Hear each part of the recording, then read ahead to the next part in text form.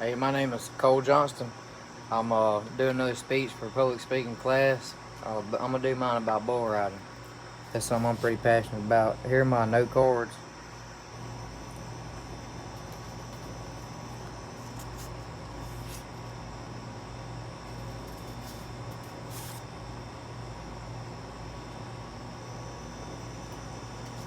All right, so I rode bull for 11 years, so it's something I know a lot about and I got a lot of experience with, and I'm pretty passionate about it. I love the sport.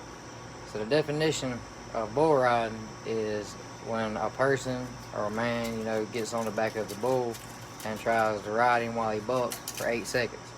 One hand in the air. It's a rule. Your free hand has to stay in the air, and you use your dominant hand to hang on with the rope. In my speech, I'm gonna tell you about some gear that you're gonna need from a beginner to a seasoned professional. You know, the same kind of gear. Just you find your style and what you would like and what you prefer. So, the first thing you're gonna need is you gotta have a vest. It's a padded bull riding vest, and if anybody's ever seen the movie 8 Seconds, if Lane Frost would have had one on, it's speculated that he wouldn't have died that day in Cheyenne. That vest would have saved his life. There's a couple of different brands of bull riding vests. I prefer Ballistic, Bullistic, but Cody Lambert, one of Lane Frost's pretty good friends, traveling partners, made his own brand of bull riding vests. I just don't like them. They're too much pad and they're too heavy for me. So every event that I know of, you know, requires a vest. Helmet is optional, but you have to have a vest. It's you can't do it professionally without a vest. Oh, gonna be one of the most critical pieces of gear you're gonna have to have. You've got to have a vest. So get one that you like, that you feel comfortable in, fits you good. You want to be able to move around, and be able to run in it, Then probably the most important thing you're gonna need is a relationship with the Lord, because you're gonna get hurt. You're gonna get hurt. It's not if, it's when. I've broke a lot of bones doing this. I've had a lot of surgeries because of this sport. If you're gonna continue to do it, you are gonna get hurt. I mean, it's part of it. And you better get right with the Lord, because chances are you might meet Him doing this. So you gotta have that vest. Next thing you're gonna want is a helmet. A helmet's good for you so you don't get your head whooped up by horns, feet, the ground, when you get thrown. I prefer also a ballistic helmet.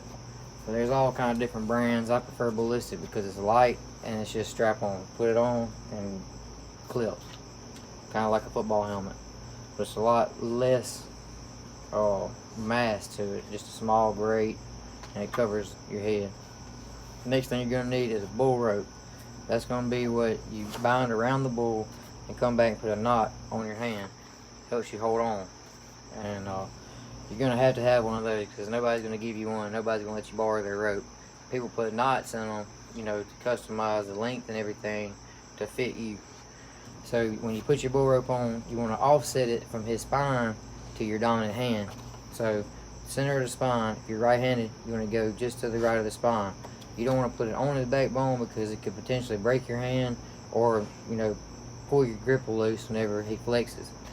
So just barely offset. You don't want it too far, because when he rolls his midsection, when he bucks, it can pull you over into the well, what they call it, and that'll get you thrown off.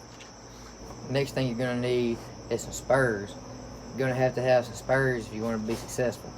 I like inset turkey track spurs. Turkey track spurs, the rowels on them are 3 big prongs.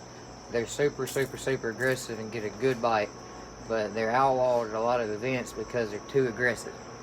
So these spurs are handed down to me. I prefer them. You're going to want to get you a flank rope too, because they don't provide those at the rodeos.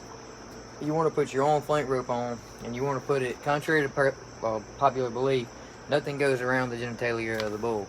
The flank rope goes like around his midsection and his legs, and that makes his legs move at the same time instead of independently, forcing him to hop.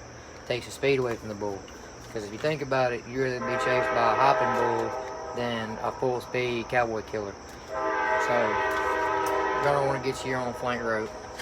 And chaps, aren't necessary, but you can get higher scores for having the chaps because a lot of judges score for flashiness, and I mean, you want to look cool doing this, you know. So I always have some purple and pink chaps with white fringe on them and white crosses, and the body of the chaps are purple. They're real flashy, you know. You want to show off a little bit.